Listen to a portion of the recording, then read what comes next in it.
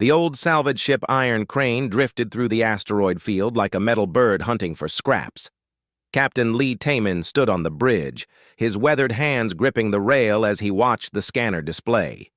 At 34, he had seen enough of space to know when something was wrong. The distress signal they were following didn't match any known ship design. "Captain, I'm picking up the source," called Commander Park So-jin from the pilot's seat. Her fingers danced across, the controls with practiced ease. "It's big, sir. Much bigger than anything we usually find out here." Tae-min moved to look over her shoulder. The ship ahead was unlike anything in the databases. Its hull curved like flowing water, covered in strange symbols that seemed to shift when he wasn't looking directly at them. Parts of it glowed with a soft blue light, but other sections were dark and damaged. "Sir, this doesn't look human," said Dr. Kim Woo-bin, the ship's doctor and science officer. He adjusted his glasses as he studied the readings. "The metal composition is completely unknown, and those energy signatures, I've never seen anything like them." Engineer Han Min-ho whistled low from his station. "Whatever built this had technology we can only dream about. The power source alone must be worth a fortune." Taemin felt a familiar weight in his chest. His crew looked at him with hope in their eyes.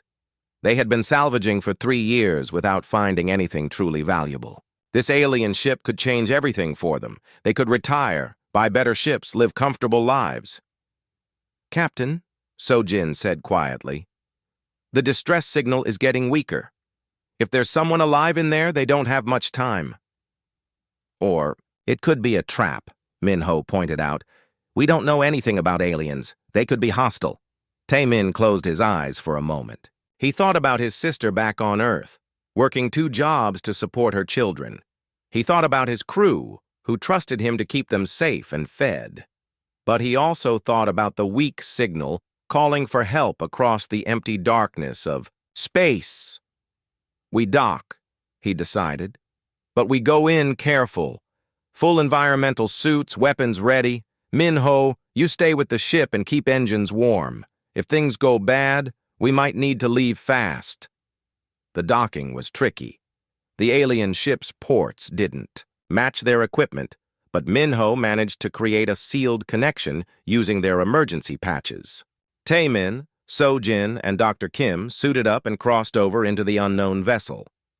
The interior took Tae-min's breath away. The corridors were tall and graceful, with walls that seemed to be grown rather than built. Soft lights followed their movement, creating a gentle glow around them.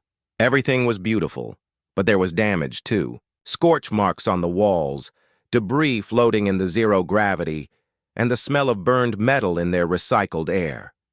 "This way," Dr. Kim said, following his scanner toward the strongest life signs. "Whatever's alive is deep in the ship's center." They floated through passages that told a story of battle. Blast doors had been sealed shut, probably to contain hull breaches. Personal items drifted in the corridors, things that looked like books, jewelry, and artwork. Tae-min realized this wasn't just a ship, it was a home.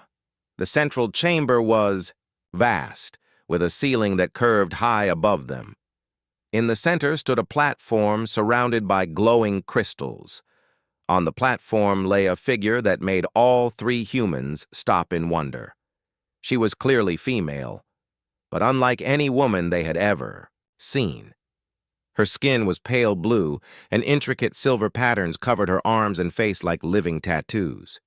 She was tall, probably 7 feet, with long limbs and elegant features. Her hair was white as starlight and floated around her head like she was underwater. "She's alive," Dr. Kim whispered, checking his scanner. "But barely. Her life signs are failing." "Is she in some kind of sleep?" So-jin asked. "More like suspended animation," Dr. Kim replied. "But the system is damaged. She's dying slowly." Taemin moved closer to the platform. The alien woman's face was peaceful, but he could see the pain in the lines around her closed eyes. Something about her reminded him of his grandmother, who had faced hardship with quiet dignity until the very end. "Can we help her?" he asked. Dr. Kim was already unpacking his medical kit. I don't know. Her biology is completely different from ours. But some things are universal. Blood flow, brain, activity, cellular damage. I might be able to stabilize her. Sir, Sojin said urgently. Her ship's computers are trying to communicate with us. I think they're showing us what happened. Holographic images filled the air around them. They saw a fleet of elegant ships like this one traveling through space. Then came the attackers, dark vessels that moved like hungry shadows. The battle was fierce but hopeless. One by one, the beautiful ships were destroyed or captured. This ship had escaped, but just barely. The attackers took prisoners, Sojin said, her voice tight with anger. They were collecting the aliens like trophies. Dr. Kim worked quickly, connecting his medical equipment to the alien woman's platform. Her people called themselves Kethmori, he said, reading data from the ship's computer. She's their leader, a matriarch, and according to this, she might be the last one left alive. Taemin stared at the woman on the platform, the last of her entire species, floating alone in the dark, dying slowly while her enemies hunted her across the galaxy. He thought about the valuable technology around them. He thought about his crew's financial problems. He thought about all the practical reasons to take what they could and leave. Then he thought about what it meant to be the last person left when everyone you loved was gone. Save her, he said simply. Dr. Kim looked up in surprise. Sir, this will use most of our medical supplies, and we don't even know if it will work. Save her, Taemin repeated. We're not leaving anyone to die alone. For the next 4 hours, Dr. Kim worked with equipment that was beyond human understanding, guided by the ship's artificial intelligence that seemed desperate to help its dying mistress. Sojin helped translate the alien computer systems, while Taemin stood guard, watching the corridors for any sign of the dark ships that had destroyed this woman's people. Finally, the matriarch's eyes opened. They were like liquid silver, ancient and wise and full of pain. She looked at the 3 humans surrounding her with confusion, then recognition. Her lips moved, and the ship's computer translated her words.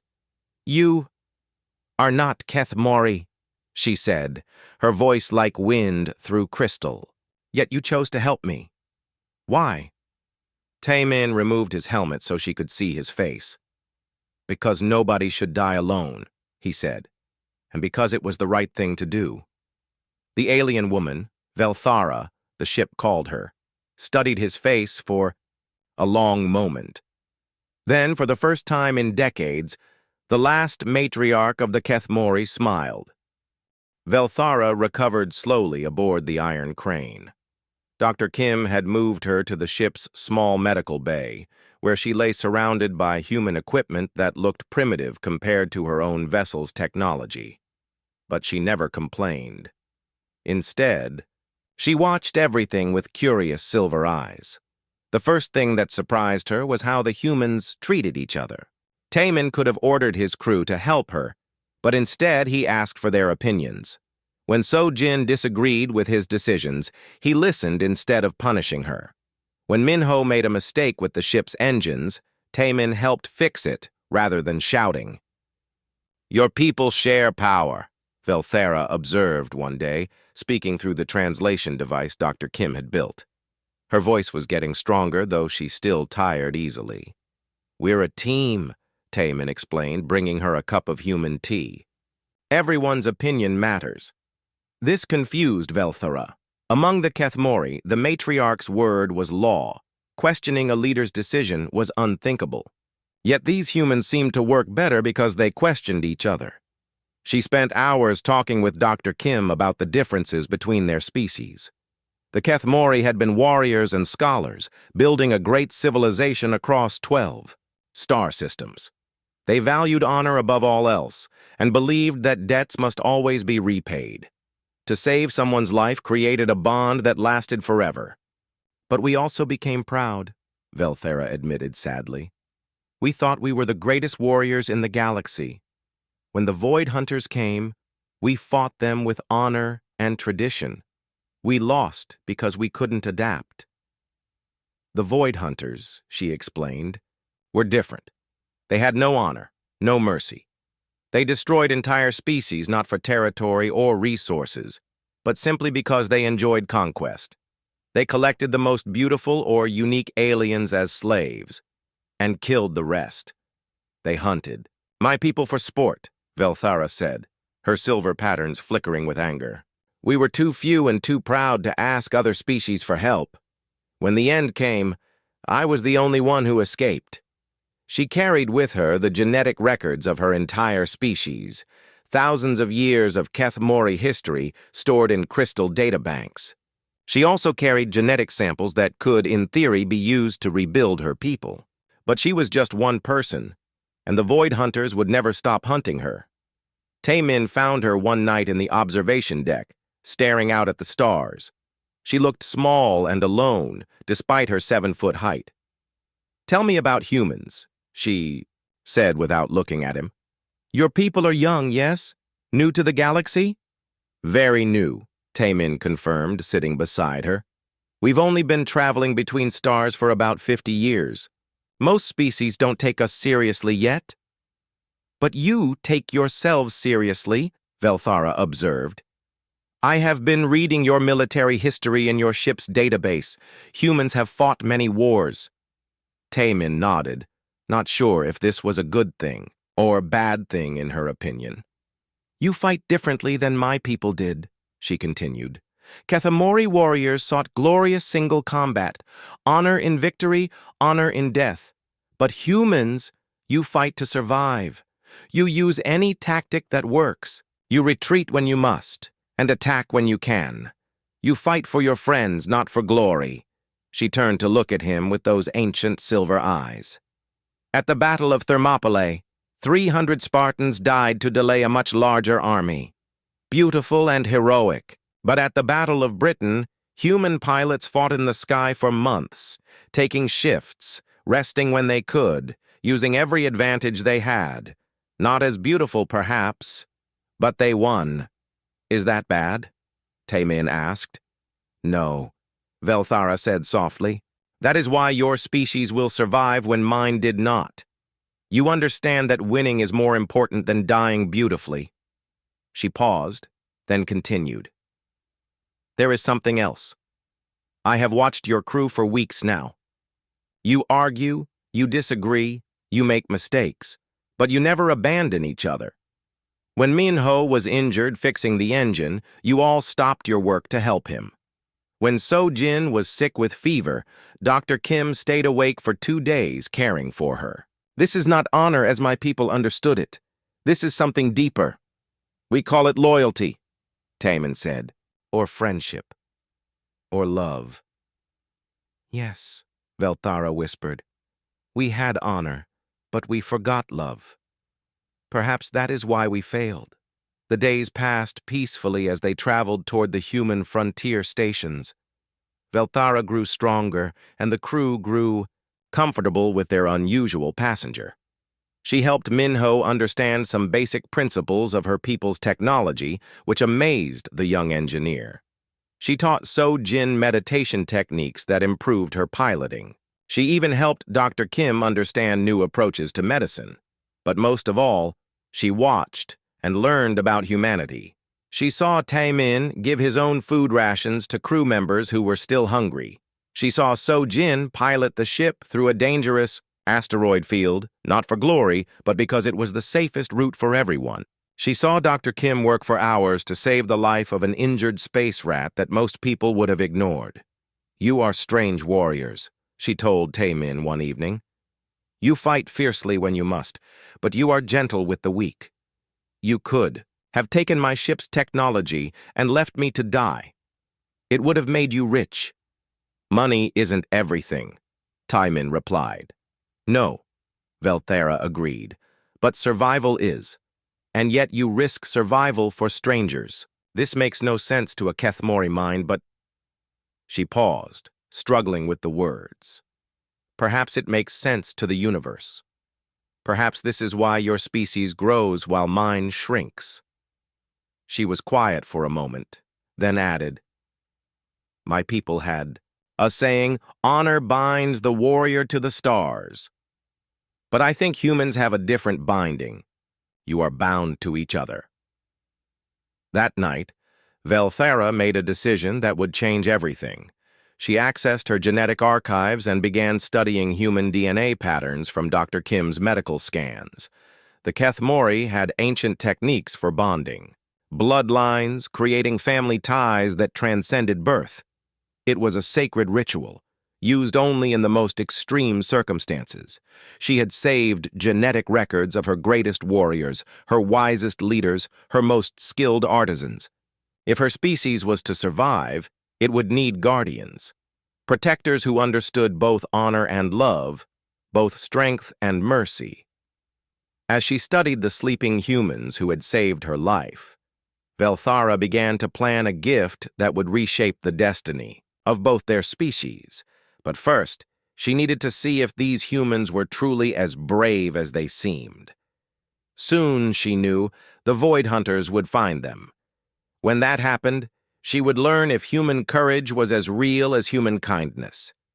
The test would come sooner than any of them expected. The warning came 3 days before they reached human space. So-Jin was monitoring long-range sensors when she detected the pursuing ships, dark shapes moving fast through the asteroid field behind them. "Captain," she called urgently, "we have company. Multiple contacts, closing fast." Taemin rushed to the bridge, followed by Velthara, who had insisted on helping despite her still weakened condition. The Matriarch took one look at the sensor readings, and her silver patterns flashed with fear and anger. "Void Hunters," she said simply. "They have found me." The pursuing fleet was massive, 12 heavy cruisers and dozens of smaller attack ships. Against them, the Iron Crane was helpless, but Taemin wasn't ready to give up. "How fast can we reach Proxima Station?" he asked So-Jin.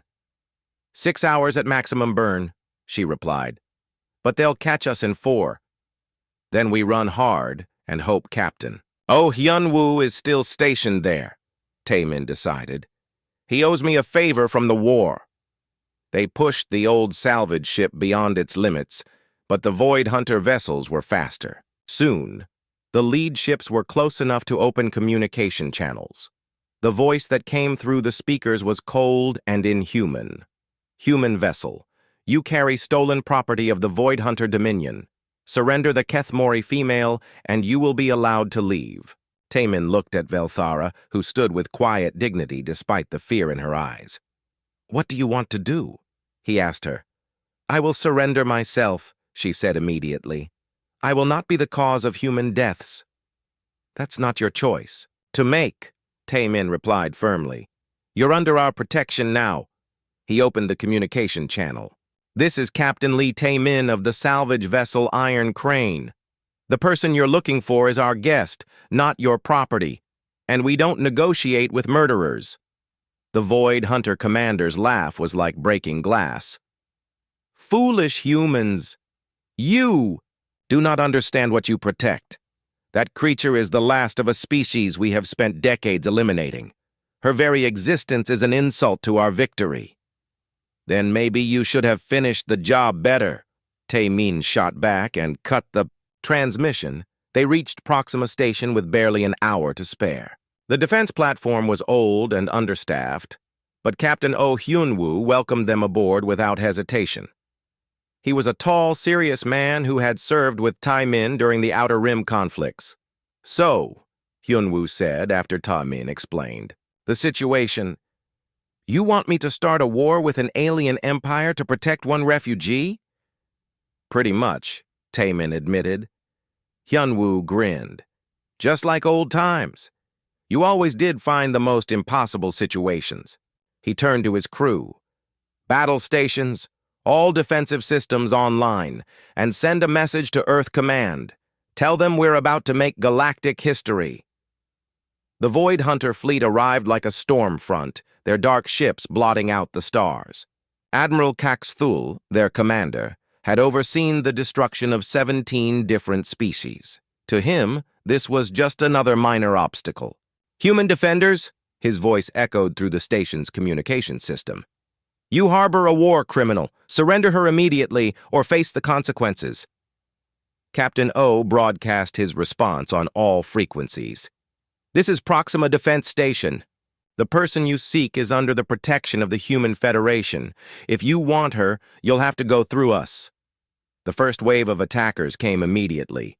Void Hunter fighters swarmed around the station like angry insects, their weapons firing streams of destructive energy.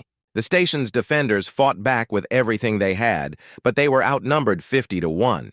Taemin and his crew joined the battle, using the Iron Crane's salvage equipment in creative ways. Minho had rigged the ship's cutting lasers to work as weapons, while Sojin piloted with skill that amazed even herself. Dr. Kim coordinated rescue efforts for damaged ships, but it was Velthara who surprised everyone the most.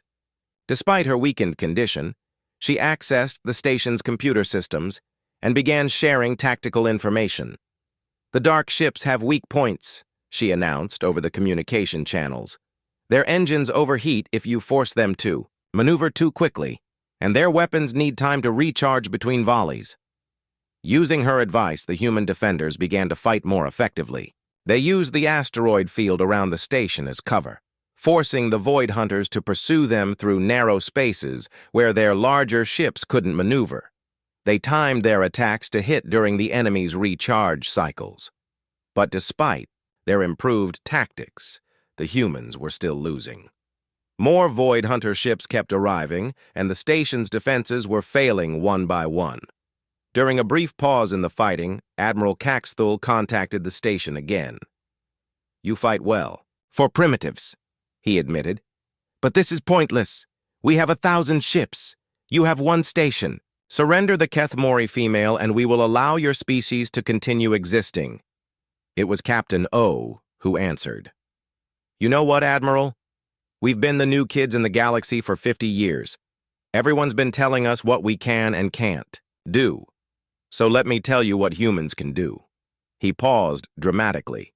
"We can choose who we protect, and we choose her." The final assault began at dawn, ship time. Wave after wave of Void Hunter vessels attacked the station, which was now running on emergency power. Half the defensive weapons were offline, and the shields were failing. In the midst of the chaos, young Lieutenant Choi Eun-ji made a decision that changed everything. Her fighter had been damaged, and she was losing life support. Instead of ejecting, she aimed her ship at the largest Void Hunter cruiser and activated her engine's self-destruct sequence. "Tell my family I died protecting someone who needed protecting," she transmitted, just before her ship rammed into the enemy vessel. The explosion took out the cruiser and 3 smaller ships. More importantly, it created a gap in the Void Hunter formation that allowed a human relief fleet to arrive.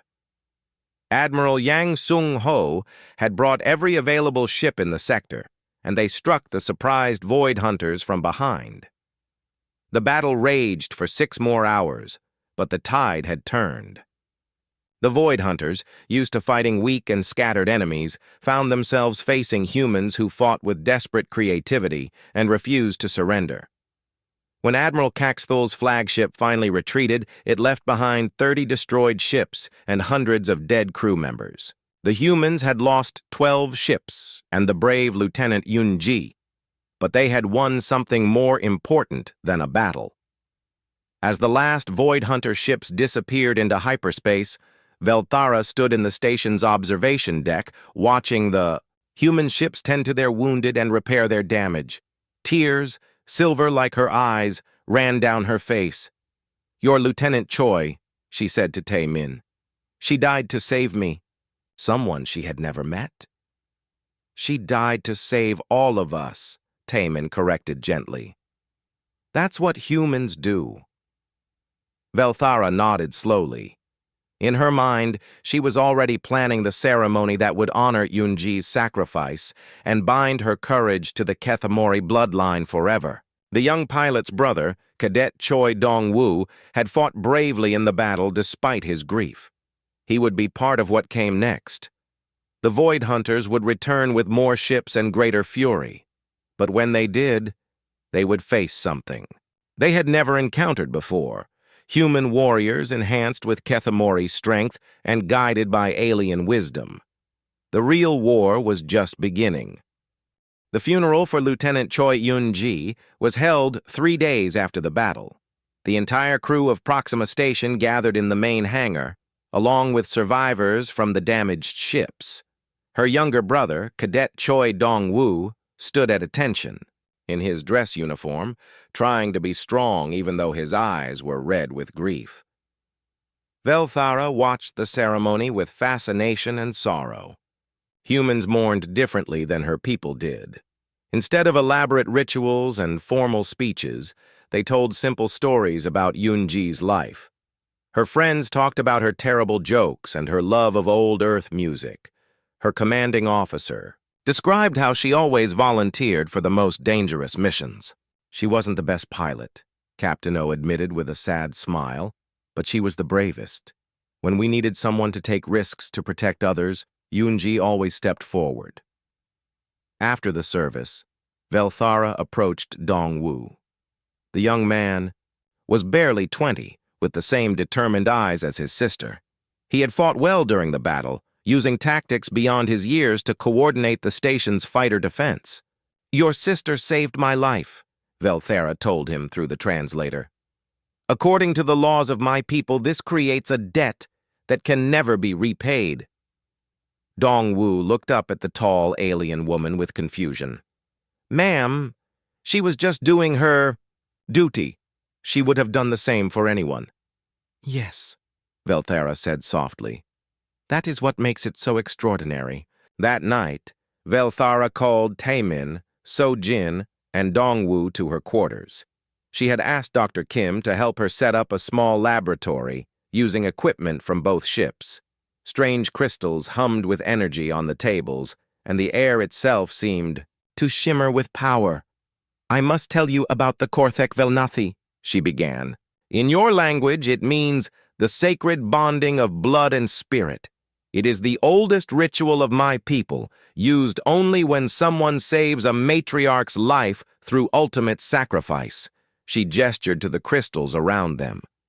"When a Kethmori, royal bloodline, faces extinction, the matriarch can share her genetic heritage with those who have proven themselves worthy, not just as an honor, but as a practical necessity.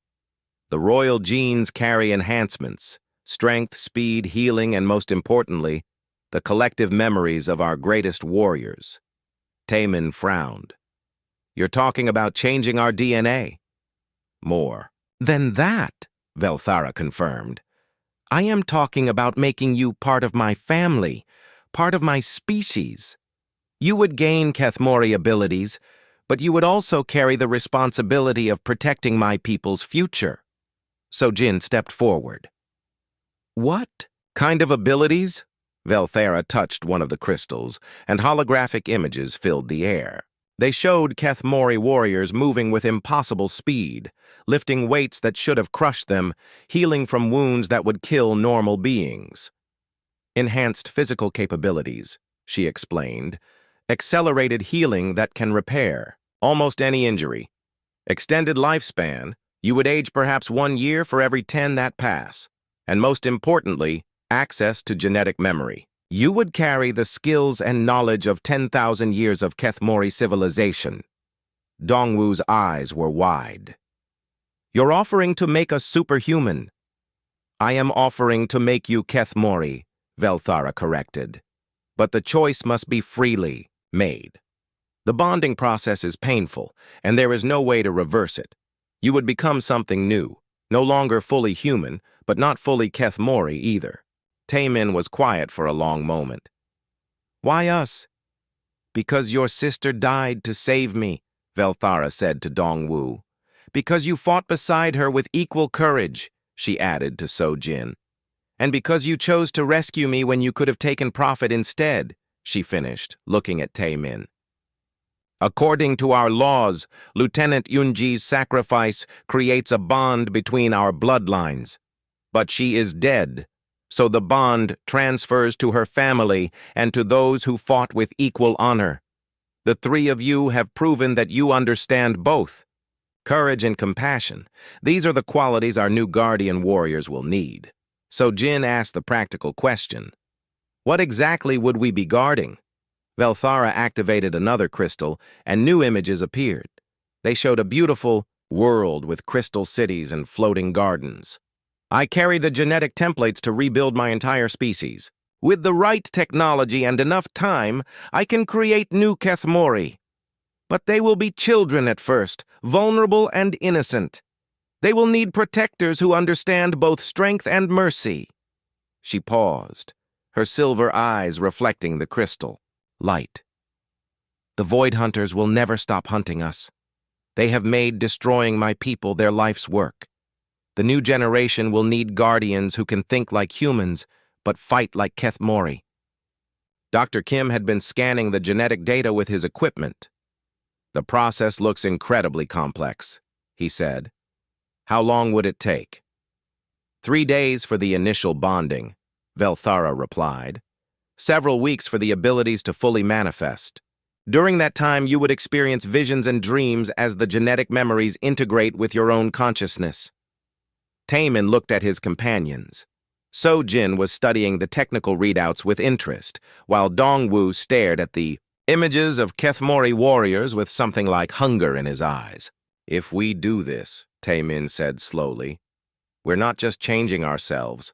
We're committing to a war that could last centuries. Yes, Velthara agreed. The Void Hunters have wiped out 17 species. They will not stop until they have eliminated every trace of Kethmori existence. But with enhanced guardians, my people might finally have a chance to survive and grow.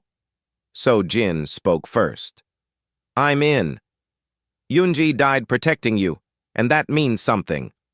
If we can honor her sacrifice by becoming something more, then we should. Dongwu nodded firmly. My sister always said that some things are worth any risk. I think this is one of them. All eyes turned to Taemin. As captain, his decision would carry the most weight. He thought about his simple life as a salvage operator, about the quiet retirement he had planned. Then he thought about Velthara, alone in the darkness, the last of her people. He thought about Lieutenant Yunji's final transmission. Tell me about the ceremony, he said. Velthara smiled, and for the first time since they had met her, she looked truly hopeful. First, I must prepare the bonding chambers. The process requires precise genetic manipulation using Kethmori biotechnology. Each of you will be placed in a crystal matrix that will slowly alter your cellular structure. She moved to the largest crystal, which began to glow at her touch.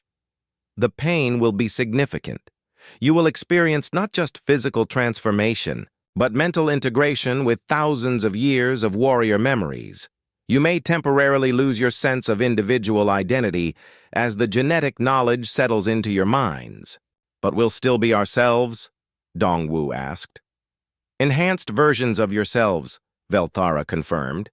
The Kethmori memories will feel like skills you've always had, knowledge you've always possessed.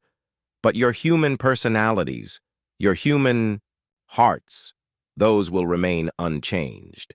Dr. Kim raised a concern. What about the rest of the crew? Min-Ho, the other survivors?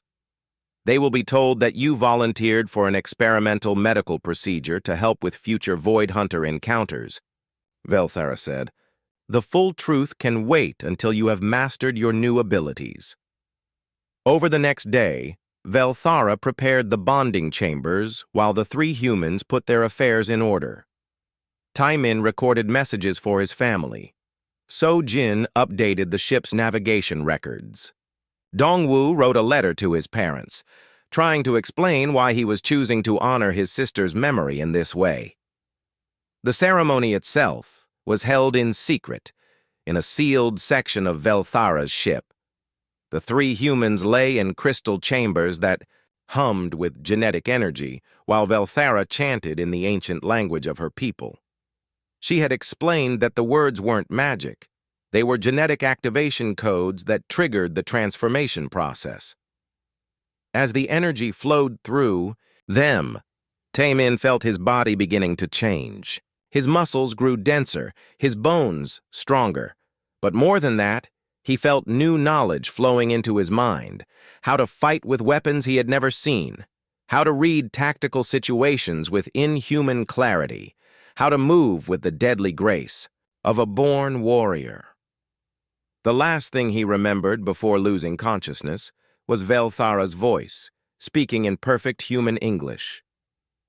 "Welcome to the family, my chosen sons and daughter. May you guard the future with wisdom and strength." When they awoke 3 days later, they were no longer entirely human. They were something new, something that had never existed before in the galaxy's long history. They were the first human Kethmori, guardians, and their real work was just beginning. Taemin woke up feeling like he had been struck by lightning. Every muscle in his body ached, but underneath the pain, he sensed something incredible. He sat up in the medical bay and immediately noticed that his vision was sharper, colors more vivid. He could hear conversations happening 3 rooms away. "How do you feel?" Dr. Kim asked, scanning him with medical equipment. "Different," Taemin replied, and was surprised by the sound of his own voice. It was deeper, more resonant.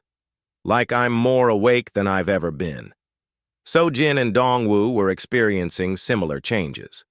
Sojin discovered she could sense the exact position and movement of every object within 50 meters, as if she had invisible radar in her mind. Dongwoo found that when he looked at the tactical displays, he could instantly calculate optimal firing solutions and defensive patterns. But the most startling change was the memories. As the days passed, they began accessing knowledge that felt both foreign and familiar. Taemin knew how to fight with energy blades he had never seen. Sojin understood piloting techniques for ships that didn't exist yet. Dongwoo could plan military campaigns using strategies from wars fought thousands of years ago. "It's like having a library in my head," Sojin explained to Dr. Kim. "I know things, but I also know that I learned them from someone else's experiences." Velthara helped them understand and control their new abilities. She taught them meditation techniques to organize the flood of genetic memories, showing them how to access specific knowledge when needed without being overwhelmed by it. "The first Kethmori who underwent this enhancement went insane," she explained. "They couldn't separate their own thoughts from the ancestral memories. But you 3 have strong human minds. You can use the knowledge without losing yourselves." The physical changes were remarkable. Taemin discovered he could lift 3 times his previous maximum weight. When Sojin accidentally cut herself on a piece of metal, the wound healed completely, within hours. Dongwoo's reflexes became so fast that he could catch objects thrown at him without consciously deciding to move. But perhaps most importantly, they could communicate with each other telepathically.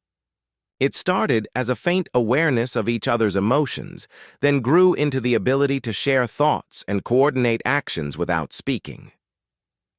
"This is incredible," Dongwoo said during one of their training sessions. "I can feel what you're thinking before you think it."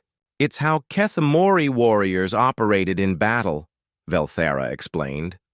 "Perfect coordination, instant communication, a single unit with multiple bodies." Their first real test came when Captain O reported strange energy readings from the edge of the system. Scout ships had detected a massive fleet gathering just outside sensor range. The Void Hunters were returning with reinforcements. "How many?" Taemin asked, studying the tactical displays with his enhanced perception. 200 ships, maybe more," O replied grimly. "Admiral Caxthul has called in the entire sector fleet.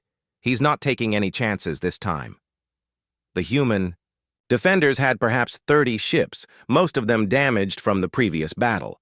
Even with reinforcements from Earth Command, they would be outnumbered 6-1. But now they had something new to test. Velthara had been working with the station's engineers to create hybrid weapons, devices that combined human technology with Kethmori power sources. The results were impressive. Energy rifles that could punch through heavy armor, shields that could deflect massive amounts of damage, and most remarkably, a new type of fighter craft that responded to the pilots' thoughts as much as their hands. "The prototype is ready," Engineer Minho announced proudly. "We've incorporated Kethmori neural interfaces with human flight systems, but only someone with enhanced reflexes could handle the reaction speed." So Jin volunteered to test the hybrid fighter. The moment she settled into the pilot's seat, she felt the ship's systems connecting directly to her nervous system. She could sense every component, every energy flow, every potential maneuver. When she took the fighter out for its first flight, it moved like an extension of her own body. "This is amazing," she transmitted to the others. "It's like the ship is reading my mind." Meanwhile, Taemin and Dongwoo worked with the station's defense teams, using their enhanced tactical abilities to develop new strategies. The genetic memories provided knowledge of battles fought across the galaxy, tactics used against enemies far more advanced than the Void Hunters. "They rely on overwhelming force and intimidation," Taemin explained to the assembled commanders. "They expect their enemies to panic and make mistakes. But if we stay calm and use precision strikes, we can turn their numbers against them." Dongwoo had been studying the Void Hunter ship designs from the previous battle. "Their formation is based on the assumption that they're fighting primitives," he said. "They leave gaps that would be invisible to most species, but we can exploit them, the eye." Enhanced humans also discovered they could share their abilities temporarily with others. By maintaining physical contact, they could grant normal humans brief periods of enhanced reflexes and tactical awareness. It was exhausting for the Guardians, but it allowed them to coordinate with larger groups. 3 weeks after their transformation, the Void Hunters returned. Admiral Caxthul led a massive armada into the system, confident that he could crush the human defenders with overwhelming force. "Primitive species," he broadcast to the station. "You have interfered with Dominion business for the last time. Surrender the Kethmori criminal or watch your entire civilization burn." The response came from an unexpected source. Velthara herself took control of the communication system, speaking in the ancient language of galactic diplomacy. Admiral Caxthul. Her translated voice echoed across all frequencies. "I am Velthara, last matriarch of the Kethmori. You have hunted me across the galaxy, murdered my people, and destroyed my worlds. But now you face something you have never encountered before." The pause was dramatic, filled with the tension of impending battle. "You face Kethmori warriors who have learned human determination. You face human fighters who carry Kethmori strength. We are no longer separate species fighting alone. We are family, and we protect our own." The battle began immediately. Void Hunter fighters swarmed toward the station like a black tide, but this time the defenders were ready. Sojin led a squadron of hybrid fighters that moved with impossible coordination, striking the enemy formation at precisely calculated weak points. Taemin coordinated the station's defensive fire, his enhanced tactical awareness allowing him to predict enemy movements before they happened. Dongwoo managed the fighter squadrons, his mind processing dozens of variables simultaneously to keep track of every ship in the battle. But the most remarkable moment came when the three Guardians linked their minds completely, becoming a single, tactical intelligence controlling multiple battlefronts. Through their telepathic connection, they could coordinate attacks across the entire battlefield with perfect timing. The Void Hunters, used to fighting confused and panicked enemies, found themselves facing opponents who seemed to know their every move in advance. Human ships appeared exactly where the enemy was most vulnerable. Fighter attacks came from impossible angles. Defensive fire concentrated on weak points the Void Hunters didn't even know they had. Admiral Caxthul watched his supposedly easy victory turn into a nightmare of precise, coordinated resistance. For the first time in his career, he was facing enemies who were adapting faster than he could react. "What are they?" he demanded of his tactical officers. "These cannot be the same primitives we fought before." Indeed, they were not. They were something entirely new. The fusion of human adaptability with Keth-Mori warrior tradition, guided by the wisdom of both species and bound together by bonds stronger than blood. As the battle raged on, it became clear that the Void Hunters had finally encountered opponents they could not simply overwhelm. The three Guardians were learning to use their abilities in real combat, discovering new ways to combine their enhanced powers with human tactics and Keth-Mori knowledge.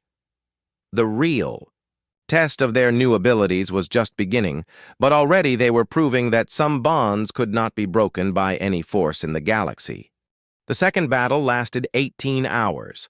Wave after wave of Void Hunter ships attacked Proxima Station, but each assault was met by defenders who fought with impossible coordination and tactical brilliance.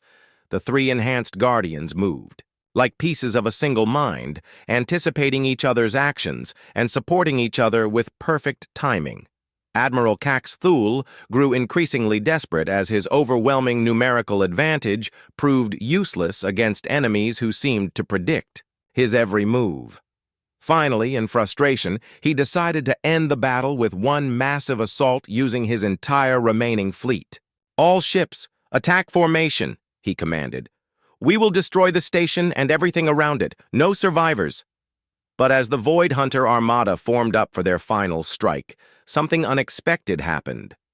Admiral Yang Sung-ho arrived with the entire human defense fleet, 60 ships armed with the latest Earth technology and crewed by veterans of a dozen conflicts. "Sorry we're late," Yang transmitted to the station. "We had to stop and pick up some friends." Behind the human fleet came something that made even the enhanced Guardians gasp in amazement. A dozen alien vessels of different designs, representing species that had suffered under Void Hunter aggression for decades. They had finally found the courage to fight back, inspired by humanity's refusal to surrender Velthara. The tide of battle turned completely. The Void Hunters found themselves trapped between the station's defenses and the combined fleet. But Cax Thule had one final card to play, a planet-killer weapon mounted on his flagship, powerful enough to destroy everything in the system. "If I cannot have the Keth-Mori," he snarled, "then no one will." The massive weapon began charging, its energy readings climbing to catastrophic levels. The Allied fleets tried to break through the Void Hunter defenses, but there wasn't enough time. That was when Velthara revealed her final secret. "My young Guardians," she said softly, speaking to the three enhanced humans through their telepathic link. "There is something I have not told you about Keth-Mori royal bloodlines." She led them to a hidden chamber in her ship, where an ancient crystal device pulsed with incredible energy. The artifact was beautiful and terrifying, covered in symbols that hurt to look at directly. "This is the heart of stars," Velthara explained. "The ultimate weapon of my people, created in the desperate final days of our war with the Void Hunters. It can destroy entire fleets, but the cost—" She paused, her silver eyes filled with sorrow. "It requires the life force of a royal matriarch to activate." Taemin understood immediately. "You're planning to sacrifice yourself." "It is the only way," Velthara replied. "The weapon draws power from Keth-Mori royal genetics. When activated, it will send an energy pulse that will disable every Void Hunter ship in the system, but the matriarch who powers it will die." So Jin stepped forward. "What if you're not the only one with royal genetics anymore?" The three Guardians looked at each other, the same thought occurring to all of them simultaneously. The bonding ritual had made them part of Velthara's royal bloodline. If they could share the burden among all four of them— "It might work," Velthara whispered, hope flickering in her eyes. "But it would be incredibly dangerous. You could all die." "Or we could all live," Dongwu pointed out. "Together." They had no time for lengthy discussions. Caxthul's planet killer was nearly charged, and the Allied fleets couldn't break through in time. The four of them joined hands around the Heart of Stars, their shared royal bloodline creating a connection that pulsed with power. "On my mark," Velthera said. "Share your life force freely, but hold back enough to survive. Trust in the bond between us." The activation was like touching the surface of a star. Energy flowed through all four of them, drawing from their very essence to power the ancient weapon. Taman felt his life force being pulled away, but at the same time, he could feel strength flowing to him from his companions. They were sharing not just the burden, but their very life energy. The Heart of Stars exploded with light that could be seen across the entire system. The energy pulse swept outward like a cleansing wave, washing over the Void Hunter fleet and causing their ships to simply stop. Engines died. Weapons powered down. Life support systems switched to emergency mode. The four Guardians collapsed together, their life forces nearly drained but still intact. They had survived by trusting completely in their bond with each other. Admiral Caxthul's flagship drifted helplessly as Admiral Yang's fleet moved in to accept surrender. But Caxthul himself escaped in a small fighter, fleeing toward the edge of the system with a handful of loyal followers. Taemin, despite his exhaustion, pursued the fleeing admiral in one of the hybrid fighters. The chase led to a barren moon, where both ships crashed in the rough terrain. The final confrontation between Taemin and Caxthul was brief but decisive. The Void Hunter admiral was an experienced warrior, but he had never faced an opponent who combined human determination with Keth-Mori combat skills. When it was over, the greatest enemy of free species in the galaxy lay dead in the alien dust. The victory celebrations lasted for days. Representatives from dozens of worlds came to Proxima Station to thank the defenders and to see the miraculous survivors, the last Keth-Mori Matriarch and her 3 human guardians. But for Velthara, the real celebration was just beginning. Using the genetic samples she had preserved and the advanced biotechnology from her ship, she began the careful process of rebuilding her species. The first new Keth-Mori children were born 6 months later, hybrids who carried traits from both parent species. These children were something entirely new in the galaxy. They had the grace and wisdom of the Keth-Mori, but also the adaptability and compassion of humans. They would grow up in a universe where cooperation between species was not just possible, but necessary for survival. Taemin, Sojin, and Dongwu accepted their roles as eternal guardians of this new generation. Their enhanced genetics meant they would live for centuries, aging slowly while they watched over the growing Keth-Mori population. The first hybrid children learned to fight from Dongwu, who taught them that strength must always be guided by wisdom. They learned to pilot ships from Sojin, who showed them that the greatest journeys were those taken with trusted companions. And they learned leadership from Taemin, who demonstrated that true authority came from serving others rather than commanding them. Years passed. The hybrid children grew into young adults with capabilities that amazed both their human and Keth-Mori observers. They could think with human creativity and fight with Keth-Mori skill. More importantly, they understood that different species could become family through choice and dedication.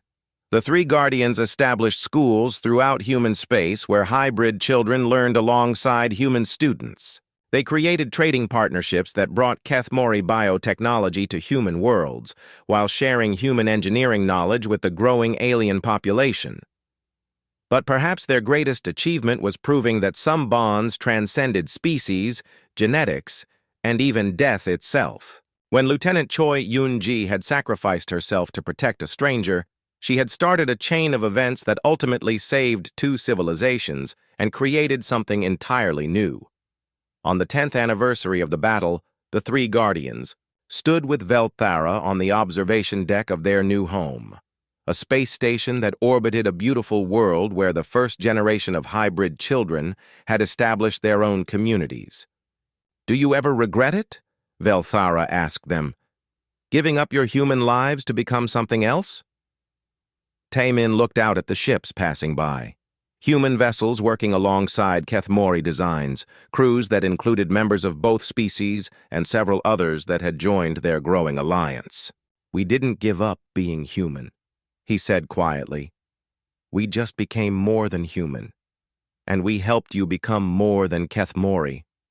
Sojin nodded toward the planet below, where human and hybrid children played together in crystal gardens that grew using techniques from both civilizations. This is what Yunji died for, not just to save one person, but to save the idea that different people can choose to be family. Dongwu, now a master tactician whose strategies were studied throughout the galaxy, added his own observation. "My sister always said that the best battles are the ones you win without destroying your enemy. We didn't just defeat the Void Hunters. We proved that cooperation is stronger than conquest." Velthara smiled, her silver patterns glowing with contentment.